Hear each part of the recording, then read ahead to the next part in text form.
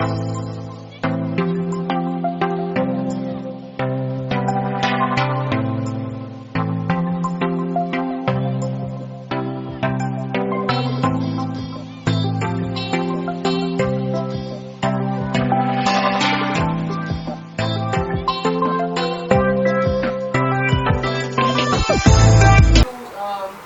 justice at your end?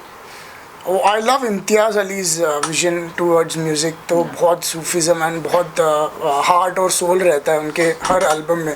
So I guess वो genre try करना कभी भी आई गेस हमको बहुत अच्छा Also लगेगा. अनुराग बासु, हाँ one of the या finest directors I हाँ या अगेन उनका म्यूजिकल टेस्ट बहुत अच्छा है.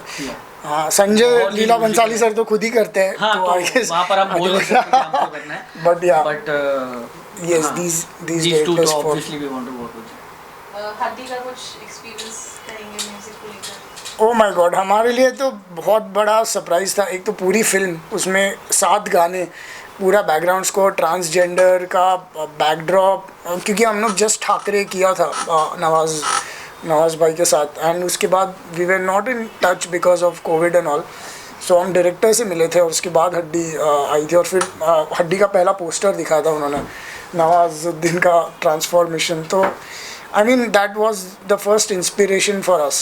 बाकी जर्नी तो बहुत ही अच्छी रही है. And the freedom that we got in the film, बहुत ही फ्रीडम दिया है. आज के डेट में एक कंपोजर के लिए it's a blessing to get such kind of a freedom. उसके लिए तो जी और हमारे डायरेक्टर अक्षत, इन दोनों को हम लोग जितना भी थैंक करें बहुत कम होगा, क्योंकि उन्होंने एक्चुअली हमको बोला कि just do what you feel is right for the film.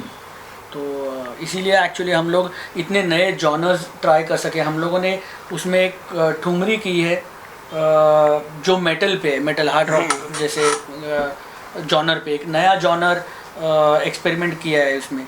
और वो आता भी बहुत ही प्यारे सीन पर है, जहाँ पर आप अगर फिल्म देखोगे आपको पता चलेगा अनुराग सर हेडफोन लगा के सारे लोगों को शूट कर रहे हैं एंड द ठुमरी प्लेज. तो बहुत ही वियर्ड सिचुएशन है और उस पर बहुत ही अलग काइंड ऑफ म्यूज़िक हमने करने की कोशिश की है. And we are thankful to the media, क्योंकि हमने जितने रिव्यूज़ पढ़े हैं हड्डी के, सब में म्यूज़िक का मेंशन है कि म्यूज़िक और बीजीएम के कारण बहुत फिल्म अपलिफ्ट हुई है. तो वी आर वेरी थैंकफुल कि वो चीज़ नोटिस हुई. नहीं तो बहुत बार फिल्म के रिव्यूज़ में it is only till performances and direction and but music her review में मेंशन किया गया. So that is a very encouraging thing. And actually B2B जो इंडस्ट्री है उसमें भी बहुत अभी उसके बारे में we are getting good reviews from a lot of directors, a lot of production houses की द अप्रोच टुवर्ड्स फिल्म बहुत अच्छी रही है. So we are very thankful. So जब आप कॉल्स अटेंड करते हैं Rohan and Rohan, so how do you do that? जो म्यूजिक के कॉल्स आते हैं, that must be something interesting because Neil is just like two of you together in the same stream. It's like throwing a dice, you know. जो पहली बार इससे deal करता है फिर एंड तक यही डील करता है. अगर मेरे से कोई डील करता है तो एंड तक मेरे से डील. So 2 गाने आपके कोई भी जो फेवरेट है, जो बहुत अप्रिशिएट है, you would like to sing with the audience? मैं बढ़िया तू भी बढ़िया, एवरीबडी नोज. सो अभी भी शादियों में बहुत चलता है और बच्चों में बहुत चलता है. मैं बढ़िया तू भी बढ़िया, शादी कर ले सावरिया, फूटेंगी फिर फुलझड़िया, बढ़िया बढ़िया. मैं बढ़िया तू भी बढ़िया, पर मैं आज़ाद हूँ चिड़िया, रख तू अपनी फुलझड़िया, बढ़िया बढ़िया. Thank you sir. Another one. So अभी रिसेंट हड्डी का गा लेंगे, बेपर्दा. हाँ. सो ये गाएगा, ये बेटर सिंगर है. कैसे कैसे लम्हे आते हैं, मन में कई सवाल लाते हैं, खोए थे हम न जाने कहाँ, जो आज खुद से मिलने आए हैं. पल भर थी दूरियां, पल भर थी हस्तियां, पल भर का ये सफ़र लगे सदियों सा. बेपर्दा बेपर्दा बैरागी रूह ने रुतबा पाया रे. बेपर्दा बेपर्दा अब जाके मैंने खुद को पाया रे। Thank you sir. सर मैं आपसे जानना चाहूँगा, जिस तरीके से खाने में नमक नहीं हो तो पता चल जाता है खाना ना सही नहीं, उस तरीके से आज हमारी फिल्म हो गई। अगर उसमें म्यूजिक ना हो तो समझ में आता है कि कुछ तो गड़बड़ है। और अभी प्लेटफॉर्म्स भी काफ़ी बढ़ गए, कोविड के बाद से OTT काफ़ी तेज़ी से दौड़ पड़ा है, और कहीं ना कहीं अब यूथ सिंगर्स भी सामने आ रहे। कई सिंगर्स अभी हर कोई बंदा अपनी एक कहीं ना कहीं गाने लॉन्च कर रहा है अलग अलग तरीके से। तो आप दोनों को क्या लगता है, जिस तरीके की आपने अपनी जर्नी अभी तक बताई है, तो क्या लगता है किस तरीके का चेंज आप चाहते हैं म्यूजिक इंडस्ट्री में अगर हो जाए तो थोड़ी कहीं ना कहीं और म्यूजिक इंडस्ट्री एक और टॉप पर जा सकती है? बहुत अच्छा सवाल है।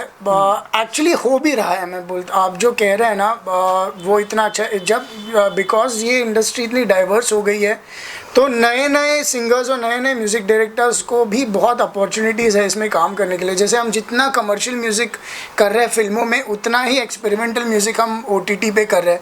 जैसे TVF के काफ़ी शोज़ हम करते हैं, हॉस्टल डेज हो गया, परमानेंट रूममेट्स हमने किया है, फिर उसके बाद अभी ह्यूमरसली ऑर्स आने वाला है, सिक्सर जो था उनका एक क्रिकेट पे, तो उसमें काफ़ी नए सिंगर्स को TVF खुद अपॉर्चुनिटी देती है।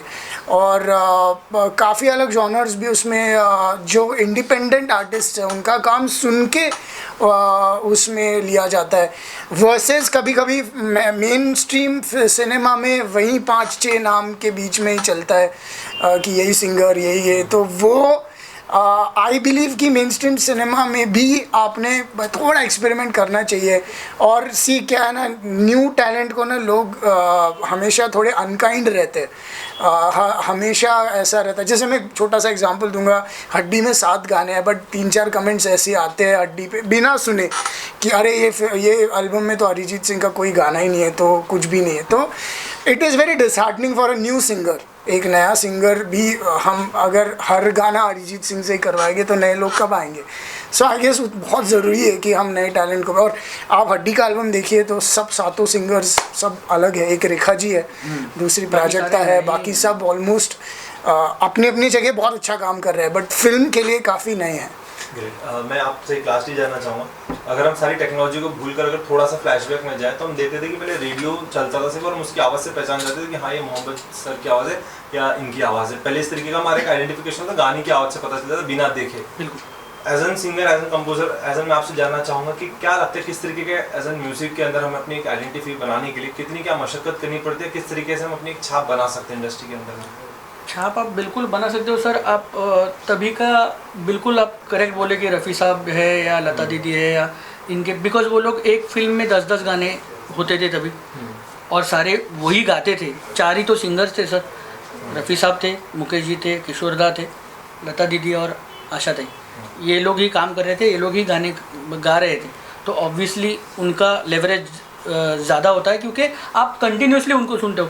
आज के एरा में भी आप देखो, जैसा रोहन ने बोला, लोग बोल रहे हैं कि अरिजीत नहीं है। क्यों? क्योंकि मैक्सिमम गाने अरिजीत गा रहे हैं। तो आप आज भी अगर रेडियो पे जब भी उसका गाना प्ले होगा तो आपको पता चल जाता है कि अरिजीत है। रोहन ने जैसे कहा, मैं भी वही कहना चाहता हूँ कि इक्वल अपॉर्चुनिटी टू एवरीवन यहाँ पर होना ही चाहिए। यहाँ पर एक सिंगर को ही लेके कंटिन्यूसली अगर काम करते रहोगे तो ऑब्वियसली उनकी पहचान बनेगी, लेकिन उनके बिना बाकी लोगों की पहचान नहीं बनेगी, है ना। तो सबको अगर हर एल्बम में नए सिंगर्स को अपॉर्चुनिटी मिलती जाएगी और गाते रहेंगे रेगुलरली, हालांकि अच्छा होना चाहिए उसके लिए, लेकिन अगर अच्छे लोग गाते ही रहेंगे तो उनकी आवाज़ें भी ऐसे ही पहचान में आएंगी। और एक बात ये भी कहना चाहूँगा कि अभी तक एज इन आई थिंक 2-3 साल पहले तक music was a part of only the film industry, है ना। अभी म्यूज़िक इंडस्ट्री भी बन रही है बिकॉज इंडिपेंडेंट काम बहुत ज़्यादा हो रहा है। So it is a major change I think, और ये होना ही चाहिए कि रोहन ऐसा म्यूजिक कंपोजर ड्यू हमने अभी तक तो we never heard about it. ये कैसे कोइंसिडेंस हुआ that you both got together and started your journey? So उसकी स्टार्टिंग ही हमारे नाम से ही होती है। मैं इंजीनियर हूँ तो मैं L&T में जॉब कर रहा था और ये पहले से म्यूज़िक कर रहा था। एंड मेरी नेबर और इसकी बहन फ्रेंड्स थे, तो उन्होंने जस्ट वन डे बोला कि अरे यहाँ पे एक रोहन है जो म्यूज़िक में इंटरेस्ट है और यहाँ पे एक रोहन है जो म्यूज़िक कर रहा है। तो वो नाम से ही हम लोग जुड़े। हम फिर उसके बाद एक दूसरे से मिले और एक दूसरे का काम सुना। उसने तो कहा, उसके पहले भी 2-3 मराठी फिल्म्स किए थे मैंने अपना काम सुना, उसके बाद हमने 2-3 महीने काम ही नहीं किया। And then one fine day Nickelodeon करके चैनल है, आपको सबको पता होगा, उस पर एक शो था कीमोन करके, और उसमें 30 सॉन्ग्स चाहिए थे। It's an animated show. And वो प्रोजेक्ट से फिर हमने शुरुआत की देखना कि काम हो सकता है क्या, साथ में हम लोग काम कर सकते हैं। और फिर वो प्रोजेक्ट में ही इतना अच्छा ट्यूनिंग हुआ कि उसके बाद we never look back. This is 2014। So जब फर्स्ट मुलाकात हुई आप दोनों की म्यूजिक को लेकर, this always as two creative people, एक हमेशा एक क्रिएटिव थोड़ा सा एक बार अपना हमेशा ऊपर रहता है, दैट्स व्हाट वी हर्ड। तो आप दोनों कैसे जेल किए in the music space? Frankly तो जब पहली बार मिले थे तभी हम दोनों भी थोड़े से मतलब इतने इंटरेस्टेड नहीं थे एक दूसरे में, बिकॉज वी नेवर न्यू कि ये भी ऐसा कोई है जो म्यूज़िक कर रहा है और मैं भी ऐसा, उसको भी पता नहीं था कि मैं कर रहा हूँ या नहीं कर रहा हूँ। तो पहले तो बहुत फॉर्मल था एक्चुअली मिलना हमारा, बट जैसे जैसे हम एक दूसरे को जानते गए, कीमोन का जैसे हमारा काम हुआ, वैसे हमको एक्चुअली रियलाइज़ हुआ कि हमारी वेवलेंथ बहुत मैच करती है। और सबसे बेस्ट पार्ट इसमें ये था कि दोनों का म्यूज़िक का टेस्ट जो है वो बहुत डाइवर्स है। सो मैं बहुत इंडियन और वैसे सब पुराने गाने और ये सीख के बड़ा हुआ हूँ। रोहन का बहुत वेस्टर्न कल्चर और जॉन विलियम्स और हैंस जिमर ये सब सुन के आगे किया है। तो आई थिंक वो जो म्यूज़िक का एक डाइवर्सिटी है, हमने दोनों ने साथ में लाकर कोशिश किया करने का, वो वर्क कर गया आई गेस हमारे लिए। तो आई गेस वही डाइवर्सिटी की वजह से जो हमारी सबसे बड़ा ब्रेक था, वेंटिलेटर करके मराठी फिल्म जो हमने की थी, प्रियंका चोपड़ा ने जो प्रोड्यूस की थी। तो आई गेस वो उसका जब हमने म्यूज़िक बाबा करके एक सॉन्ग है जो बाद में प्रियंका चोपड़ा ने खुद गाया, that is probably the only Marathi song that she has संग। एंड कट्टू वहाँ पे और एक गाना है यारे या सारे या करके, जो बहुत गणपति में, it's a very popular song Marathi में, probably the most popular song. तो ये डाइवर्सिफिकेशन भी उसी की वजह से है कि एक बहुत एथनिक गाना वेंटिलेटर में था, फिर एक बहुत इमोशनल गाना था बाबा करके। सो आई गेस वो डाइवर्सिटी ही देन आगे जाके हमारा बिगेस्ट स्ट्रेंथ बनी।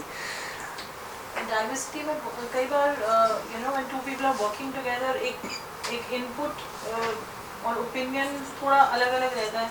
तो कितने क्रिएटिव डिफरेंसेस होते हैं आप लोगों में? ज़ीरो। बिल्कुल भी नहीं। हाँ, बिल्कुल भी नहीं, बिकॉज इसका actually the best part about this is कि हम दोनों भी हमारे plan B, plan C, plan D के साथ रेडी रहते हैं। हम कभी भी इस चीज़ को ऐसे नहीं देखते कि अगर एक चीज़ मैंने बनाई है तो वो वर्क करनी ही चाहिए, ऐसा कभी नहीं होता। बहुत बार ऐसा होता है कि मैं करता हूँ, वो वर्क नहीं करता, उससे ज़्यादा बेटर इसको आता है कुछ। बहुत बार ऐसे भी होता है, कभी वो एक लाइन लिखता भी है या कुछ करता है तो वो वर्क नहीं करता, and we are extremely okay with it. मतलब ऐसा कुछ भी नहीं है कि हमको ऐसा लगे कि अरे नहीं ईगो आ गया कहीं पर, बिल्कुल भी नहीं है। हम वी आर कम्प्लीटली फाइन कि ये नहीं वर्क करेगा तो हम प्लान बी के साथ रेडी है। और इसका आई गेस फ़ायदा क्लाइंट को भी बहुत होता है। जैसे मुझे याद है जब हमने मैं बढ़िया तू भी बढ़िया किया था संजू के लिए, तो उसके 18 वर्जन्स है। अब ये 18 वर्जन्स इसीलिए पॉसिबल हुए क्योंकि हमारे plan B, plan C, plan D ready थे। क्योंकि वो सिचुएशन बहुत ट्रिकी थी। राजू सर को वो वहाँ पे ऐसा एरा दिखाना था 60s का, कि अगर 60s में एक बॉम्बे में, साउथ बॉम्बे में अगर आपका उस ज़माने में पब्स रहते थे तो किस टाइप का म्यूज़िक रहेगा। तो उसमें एक नेज़ल टच और उसके बाद वो एक ग्रूव जो है, और इतना ज़्यादा लिरिक्स पे भी काम हुआ था। तो आई गेस वो बहुत सारे वर्जन्स उसीलिए बन पाए because we were open to a fact कि नहीं, लेट्स नॉट बी स्टबर्न कि नहीं यही है, let's be open to his brief also. तो आई गेस दैट वर्कड। और राजू सर का आप सबको पता भी है कि उनका काम करने का तरीका ही वो है। हाँ, correct. He is completely into film. मतलब उनके हर गाने को फिल्म का एज होना ही चाहिए, तभी वो उस चीज़ को अप्रूव करते। और इसीलिए हमारे तो बहुत ज़्यादा सेशन जो है उनके साथ में, बट बहुत प्यारे सेशंस थे। तो वी आर वेरी हाँ, हमने रणवीर कपूर का पूरा ट्रांसफॉर्मेशन भी देखा। एब्सोल्युटली। नेशनल अवार्ड मिलना लाइफ के इतने करियर के इनिशियल स्टेज पे must be a proud moment for both of you. What do you have to say about that? हाँ, वो तो एक्सपेक्टेड ही नहीं था. हमने एक फिल्म प्रोड्यूस की थी बार्डो करके, एंड पिछले ही साल उसको नेशनल अवार्ड मिला बेस्ट फिल्म का. सो आई बिलीव जब मुझे तो मेरे फ्रेंड का कॉल आया तो मैंने उससे पूछा कि देख लेना बार्डो नाम के कोई 2 फिल्म्स तो नहीं है, क्योंकि we had not expected it. और वो फिल्म बहुत I mean it will come out soon. अभी उसका फाइनल डीलिंग चल रहा है, बट इट्स सरियल थॉट. बाकी सब अवार्ड्स एक जगह, नेशनल अवार्ड एक जगह, दिल्ली जाके आई गेस डिप्टी प्रेसिडेंट से, वाइस प्रेसिडेंट से वो अवार्ड लेने में बहुत अलग ही खुशी होती है. और आई गेस वेंटिलेटर को भी 3 नेशनल अवार्ड्स थे, फिर उसके बाद हमारे बार्डो को मिले, फिर वापस सुमी करके, हाँ उसको तो गोल्डन लोटस मिला था. तो इट इज़ सो ये 3 हो गए अभी. ऐसा बोल सकते हैं. 3 फिल्म है जिसको नेशनल है हमारे. फिल्मों की बात करें, Sanju Chhatriwala, Ventilator, Thackeray, Kissebaaz, Bucket List, SK Sir Class, Bypass Road, Zombivli, Vijeta, Sumi जो अभी आपने मेंशन किया, मुंबई दिल्ली मुंबई, एंड हड्डी. That's like a very vast and extensive and exhaustive journey when it comes to music, and you have composed for the best of films, best of actors. So कितना challenging रहता है when you move on from one film to another with different creative space? How does that happen? बहुत फ़र्क है. और actually advantage वही है कि हमने इतनी जो फिल्में की है मेजर, वो सब पूरी फिल्में की है. आजकल के ज़माने में ऑल नो कि एक गाना मिलता है, कोई कंपोज़र को 6 कंपोज़र्स रहते हैं. सो वो एरा में वी स्टिल प्रेफर कि पूरी फिल्म हो. हड्डी के भी 7 गाने और पूरा बैकग्राउंड स्कोर हमने किया. इवन संजू में 3 गाने हमारे थे. विजेता पूरी हमने की, बकेट लिस्ट पूरी, वेंटिलेटर पूरी. सो वो प्रोसेस हमको ज़्यादा पसंद है, जहाँ डायरेक्टर एक ब्रीफ देता है और जिसके ब्रीफ के ऊपर पूरे सिचुएशनल गाने बनते हैं, एंड वहीं पे हम लोग हमारी वर्सेटैलिटी पे काम कर सकते हैं. इवन ठाकरे का पूरा एल्बम हमने किया था. सो वो ही फिल्म से ज़्यादा हमें कनेक्टेड रखता है, रादर दैन कभी हमको बस, हमने ये भी किया है, हमने बाईपास रोड में एक गाना किया था, बट वो कैसा है कि Neel has been a very good friend, and उसको हमने जस्ट एक बार गाना सुनाया था, he loved it so much, तो उसने बोला ये तो चाहिए.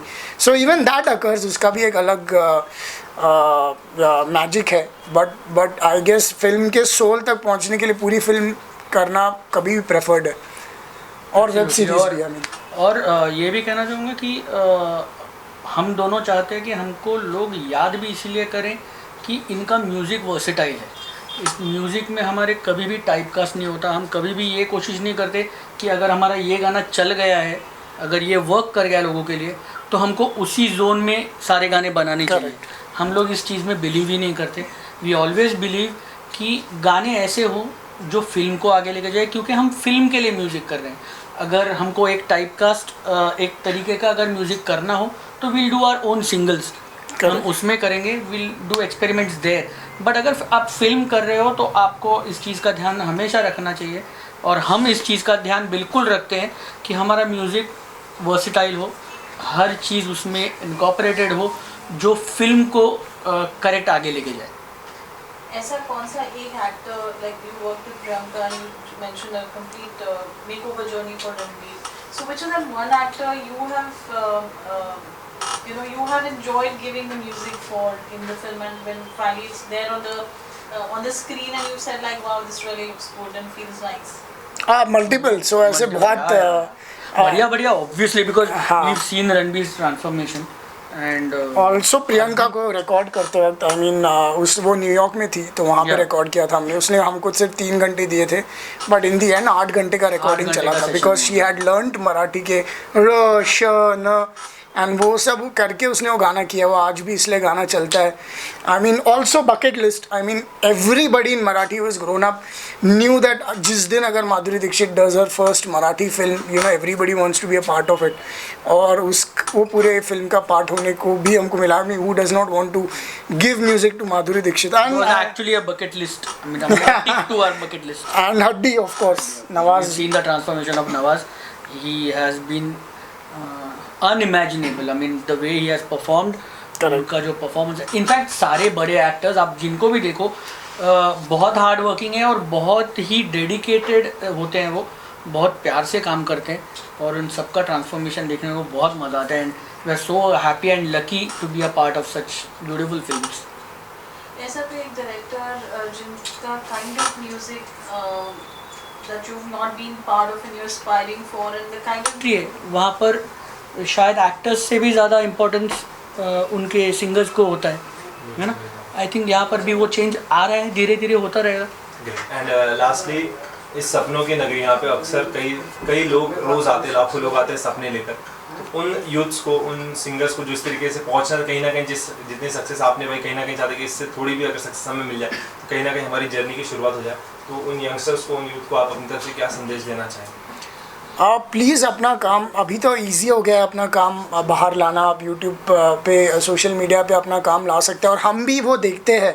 हमने काफ़ी सिंगर्स के इंस्टा रील्स देख के ही उनको बुलाया है, उनसे सॉन्ग्स गवाए हैं. तो प्लीज़ आपका काम बाहर जितना आएगा वो अच्छा ही है. और don't lose heart. I know that it is very difficult.